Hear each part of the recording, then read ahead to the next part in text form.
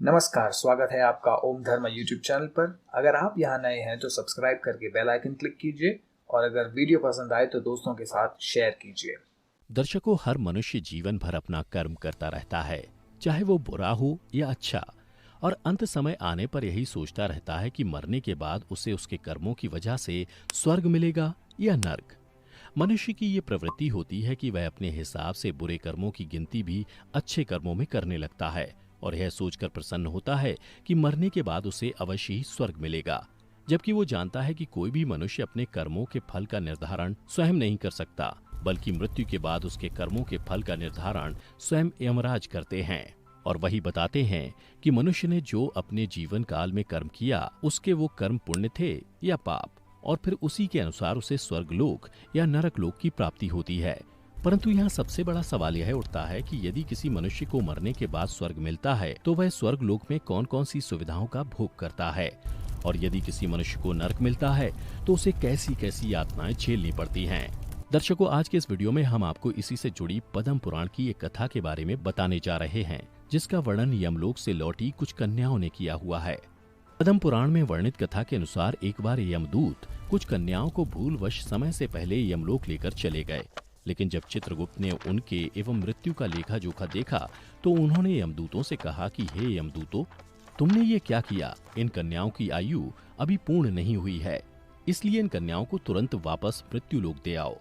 उधर जब इस बात का पता उन कन्याओं को चला तो उन सब ने यमदूतों से कहा, हे भगवान, आपकी इस भूल की वजह से मेरे परिजनों को जो कष्ट पहुंचा है, उसके बदले आपको हमें ये यमलोक दिखाना और इसके बारे में संपूर्ण जानकारी देनी होगी, तभी सभी हम धरती लोक जाएंगे, अन्यथा यहीं रहेंगे। कन्याओं की ये बातें सुनकर यमदूत घबरा गए और दौड़े दौड़े यमराज के पास पहुंचे और उन्हें सब बात बताई। तब यमराज ने अपने दूतों से कहा, तुम लोगों को अपने भूल का प्रायश्चित करना ही होगा और बदले में उन कन्याओं को यमलोक के दर्शन कराने होंगे। यमराज की बातें सुनकर यमदूत तुरंत कन्याओं के पास वापस आए और उन सभी को पूरा यमलोक दिखाया। फिर जाकर वे कन्याएं धरती लोक वापस आ गईं। धरती लोक वापस आने पर उनके बंधु बांधव खुशी से झूम उठे और सभी ने उनसे यमलोक के बारे में पूछा, जिसका वर्णन कन्याओं ने इस प्रकार किया। कन्याओं ने कहा, यमलोक का वातावरण बड़ा ही घोर और भय उत्पन्न करने वाला है। वहाँ हमेशा सभी जीवों को विवश होकर जाना पड़ता है। गर्भ में रहने वाले अथवा बूढ़े स्त्री पुरुष या नपुंसक, सभी तरह के जीवों को वहाँ जाना होता है। वहाँ चित्रगुप्त अपने सहायकों के साथ मिलकर देहधारियों के शुभ और अशुभ फल का निर्धारण करते हैं। पृथ्वी लोक पर जो शुभ कर्म करने वाले कोमल हृदय तथा दयालु पुरुष हैं, वे सौम्य मार्ग से यमलोक जाते हैं। नान प्रकार के दान और व्रतों में संलग्न रहने वाले स्त्री पुरुषों से सूर्य नंदन यम की नगरी भरी है। माघ स्नान करने वाले लोग वहां विशेष रूप से शोभित होते हैं। धर्मराज उनका अधिक सम्मान करते हैं। वहां उनके लिए सब प्रकार की भोग सामग्री सुलभ होती है। माघ स्नान में मन लगाने वाले लोगों के सैकड़ों हजारों विचित्र विचित्र विमान वहां शोभा पाते हैं। इन पुण्यात्मा जीवों को विमान पर बैठकर आते देख सूर्य नंदन यम अपने आसन से उठकर खड़े हो जाते हैं और अपने पार्षदों के साथ जाकर उन सबकी अगवानी करते हैं। फिर उन्हें विमान पर बैठाकर स्वर्ग को भेज देते हैं। स्वर्ग लोक की कहीं तुलना नहीं है, वो सब प्रकार के दिव्य भोगों से परिपूर्ण है। इस प्रकार उनकी अनुमति ले पुण्यात्मा स्वर्ग लोक में जाते हैं। वहीं जो क्रूरतापूर्ण कर्म करने वाले और दान न देने वाले पापी जीव हैं, उनकी आत्माएं यमराज के घर अत्यंत भयंकर दक्षिण मार्ग से जाती हैं। यमराज का नगर अनेक रूपों में स्थित है। उसका विस्तार चारों ओर 86,000 योजन में है।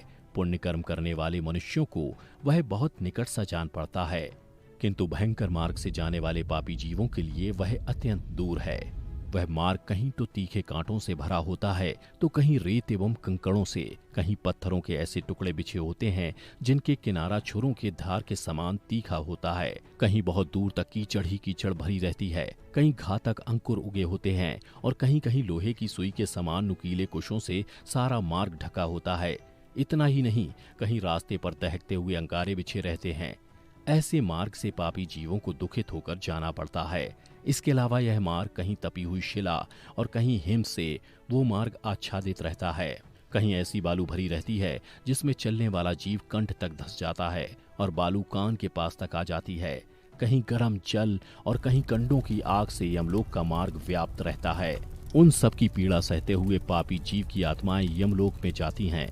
कहीं तीखे अस्त्र शस्त्रों की वर्षा होती है जिससे उनके सारे शरीर में घाव हो जाते हैं। तत्पश्चात उनके ऊपर नमक मिले हुए पानी की मोटी धाराएं बरसाई जाती हैं। इस प्रकार कष्ट सहन करते हुए उन्हें जाना पड़ता है। कहीं अत्यंत ठंडी, कहीं रूखी और कहीं कठोर वायु का सब ओर से आघात सहते हुए पापी जीव सूखते और रोते हैं। इस प्रकार वह मार्ग बड़ा ही भयंकर है। यहाँ राह खर्च नहीं मिलता, कोई सहारा देने वाला नहीं रहता। वह सब ओर से दुर्गम और निर्जन है। वहाँ और कोई मार्ग आकार नहीं मिला है।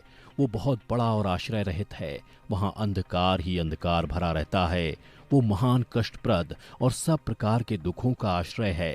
ऐसे ही मार्ग से यम की आज्ञा का पालन करने वाले अत्यंत भयंकर यमदूतों द्वारा समस्त पाप परायण मूढ़ जीव बलपूर्वक लाए जाते हैं। ऐसे पापी जीवों की आत्माएं यमलोक में बंधु बांधवों से रहित होते हैं। वे शरीर से दुर्बल और भयभीत होते हैं तथा क्षुधा की आग से जलते रहते हैं। ऐसे जीवों की आत्माओं की बाहें पीठ की ओर घुमाकर बांध दी जाती हैं और उनके हाथों में कीलें ठोंक दी जाती हैं। साथ ही पैरों में बेड़ी भी पड़ी होती है। कुछ दूसरे जीवों के गले में रस्सी बांधकर उन्हें पशुओं की भांति घसीटा जाता है और वे अत्यंत दुख उठाते रहते हैं। कितने ही दुष्ट मनुष्यों की जिह्वा में रस्सी बांधकर उन्हें खींचा जाता है। किन्हीं की कमर में भी रस्सी बांधी जाती है। किन्हीं को भालों से छेदा जाता है। कुछ को बाणों से घायल कर दिया जाता है और इस प्रकार उन्हें विवश करके यमलोक में ले जाया जाता है। वे भूख प्यास से पीड़ित होकर अन्न और जल मांगते हैं। धूप से बचने के लिए छाया की प्रार्थना करते हैं और शीत से व्यथित होकर तापने के लिए अग्नि मांगते हैं। उन्होंने उक्त वस्तुओं का दान नहीं किया होता। वे उस पाथे रहित पथ पर इसी प्रकार कष्ट सहते हुए यात्रा करते हैं। इस प्रकार अत्यंत दुखमय मार्ग से चलकर जब वे प्रेत लोक में पहुंचते हैं तब दूत उन्हें यमराज के आगे उपस्थित करते हैं।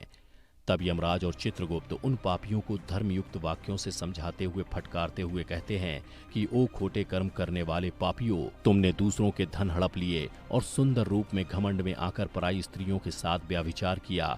मनुष्य अपने आप में जो कुछ कर्म करता है उसे स्वयं ही भोगता है। फिर तुमने अपने ही भोगने के लिए पाप कर्म क्यों किया और अब अपने कर्मों की आग में जलकर इस समय तुम लोग संतप्त क्यों हो रहे हो। इतने में ही यमदूत कुछ राजाओं की आत्माओं को लेकर यमराज के पास पहुंचे। तब यमराज ने उन आत्माओं को देखते हुए कहा, देखो दुरात्माओं, ये राजा लोग भी अपने भयंकर कर्मों से प्रेरित हो मेरे पास आए हैं। इन्हें अपनी खोटी बुद्धि और बल का बड़ा घमंड था। ये दुराचारी राजायन अपनी प्रजा का सर्वनाश करने वाले हैं। ये थोड़े समय तक रहने वाले अपने राज्य के लिए घोर पाप किए हैं। इन सभी ने राज्य के लोभ में पड़कर मोहवश बलपूर्वक अन्याय से जो प्रजाजनों को दंड दिया और इस समय उसी का फल भोगने यहाँ आए हैं। अब इन राजाओं से पूछो कि कहाँ है वो राज्य और कहाँ गई वो रानी जिनके लिए ये सब पाप इन्होंने किया। इस प्रकार राजाओं से धर्म की बात कहकर धर्मराज ने अपने दूतों से कहा, तुम इन राजाओं को पकड़ कर ले जाओ और क्रमशः नरक की आग में डालकर इन्हें पापों से शुद्ध करो। तब वे दूत शीघ्र ही उठकर राजाओं के पैर पकड़ लिए और उन्हें बड़े वेग से आकाश में घुमाकर ऊपर फेंक दिया। तत्पश्चात उन्हें पूरा बल लगाकर तपाई हुई शिला पर बड़े वेग से पटका। शिला पर गिरने से उनका शरीर चूर चूर हो गया। रक्त के स्रोत बहने लगे। इसके बाद पापी की शुद्धि के लिए उसे नरक के समंदर में डाल दिया गया। इस पृथ्वी के नीचे नरक की 28 कोठियां हैं। वे 7वें तल के अंत में भयंकर अंधकार के भीतर स्थित हैं। उनमें पहली कोटिका का नाम घोरा है और उसके नीचे सुघोरा की स्थिति है। तीसरी अति घोरा, चौथी महाघोरा और 5वीं कोटि घोर रूपा है। छठी का नाम तरल तारा, 7वीं का भयानका, 8वीं का कालरात्रि और 9वीं का भयोत्कटा है। उसके नीचे 10वीं कोटि चंडा है। उसके भी नीचे महाचंडा है। 12वीं का नाम चंड कोलाहला है और उसके बाद प्रचंडा, नरनायिका, कराला, विकराला और वज्रा हैं। 3 अन्य नरकों के साथ वज्रा की 20वीं संख्या है। रौरव से लेकर अविचि तक कुल 140 नरक माने गए हैं। इन सब में पापी मनुष्य अपने अपने कर्मों के अनुसार डाले जाते हैं और जब तक भांति भांति की यातनाओं द्वारा उनके कर्मों का भोग समाप्त नहीं हो जाता तब तक वे उसी में पड़े रहते हैं। इस प्रकार क्लेश सहकर जब ये आत्माएं प्रायः शुद्ध हो जाते हैं तब शेष कर्मों के अनुसार पुनः इस पृथ्वी पर आकर जन्म ग्रहण करते हैं और तृण और झाड़ी आदि के भेद से नाना प्रकार के स्थावर होकर वहां के दुख भोगने के पश्चात पापी जीव कीड़ों की योनि में जन्म लेते हैं। फिर कीट योनि से निकलकर क्रमशः पक्षी होते हैं। पक्षी रूपी से कष्ट भोग कर मृग योनि में उत्पन्न होते हैं। वहां के दुख भोग कर अन्य पशु योनि में जन्म लेते हैं। फिर क्रमशः गो योनि में आकर मरने के पश्चात मनुष्य होते हैं। इसके बाद कन्याओं ने कहा, माताओं, हम सभी धन्य हैं जो इस परम पवित्र भारतवर्ष में हमें जन्म मिला है। यह अत्यंत दुर्लभ है। इसमें भी हजार हजार जन्म लेने के बाद पुण्य राशि के संचय से कदाचित कभी जीव मनुष्य योनि में जन्म पाता है। परंतु जो माघ स्नान में तत्पर रहने वाले हैं उनके लिए कुछ भी दुर्लभ नहीं है। उन्हें यहीं पर परम मोक्ष मिल जाता है और पर्याप्त भोग सामग्री भी सुलभ होती है। भारतवर्ष को कर्म भूमि कहा गया है। अन्य जितनी भूमियां हैं ये योग भूमि मानी जाती हैं। यहाँ यति तपस्या और याजक यज्ञ करते हैं। यहीं पारलौकिक सुख के लिए श्रद्धा पूर्वक दान दिए जाते हैं। कितने ही धन्य पुरुष यहाँ माघ स्नान करते हैं तथा तपस्या करके अपने कर्मों के अनुसार ब्रह्मा, इंद्र देवता और मरुद्वानों का पद प्राप्त करते हैं। यह भारतवर्ष सभी देशों से श्रेष्ठ माना गया है क्योंकि यही मनुष्य धर्म और स्वर्ग और मोक्ष की सिद्धि कर सकते हैं। इस पवित्र भारत देश में क्षणभंगुर मानव जीवन को पाकर जो अपने आत्मा का कल्याण नहीं करता उसने अपने आप को ठग लिया। मनुष्यों में भी अत्यंत दुर्लभ ब्राह्मणत्व को पाकर जो अपना कल्याण नहीं करता उससे बढ़कर मूर्ख कौन होगा। कितने ही काल के बाद जीव अत्यंत दुर्लभ मानव जीवन प्राप्त करता है। इसे पाकर ऐसा करना चाहिए जिससे कभी नरक में न जाना पड़े।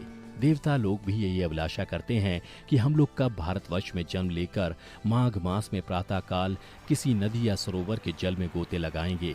देवता यह गीत गाते हैं कि जो लोग देवत्व के पश्चात स्वर्ग और मोक्ष की प्राप्ति के लिए मार्गभूत भारतवर्ष के भूभाग में मनुष्य जन्म धारण करते हैं वे धन्य हैं। इसलिए दर्शकों, आप सभी भी पुण्य करें और पाप छोड़ दें। पुण्य से देवत्व की प्राप्ति होती है और अधर्म से नरक में गिरना पड़ता है। और यदि आप लोग संसार बंधन से छुटकारा पाना चाहते हो तो सच्चिदानंद स्वरूप परम देव श्री नारायण की आराधना करो। यह संसार निसार है और नाना प्रकार के दुखों से भरा है। इस पर विश्वास नहीं करना चाहिए क्योंकि एक दिन तुम्हारा निश्चय ही नाश होने वाला है। इसलिए सदा ही विष्णु की आराधना करते रहो और यही अंतिम मार्ग है आपको अपनी मुक्ति पाने का। तो दर्शकों, उम्मीद करता हूँ कि आपको हमारी ये कथा पसंद आई होगी। अगर पसंद आई तो ज़्यादा से ज़्यादा लाइक और शेयर करें। साथ ही अगर आपने अभी तक हमारे चैनल को सब्सक्राइब नहीं किया है तो अभी सब्सक्राइब कर लें। आज की वीडियो में बस इतना ही। अब हमें दीजिए इजाज़त। आपका बहुत बहुत शुक्रिया।